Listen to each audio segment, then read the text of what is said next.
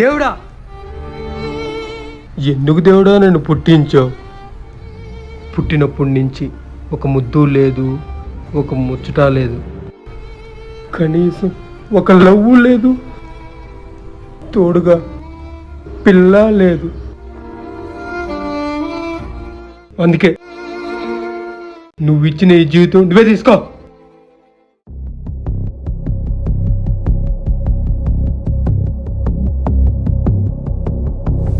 ఏంటి, నన్ను బ్రతికించాలని చూస్తున్నావా? అది సస్తే జరగదు.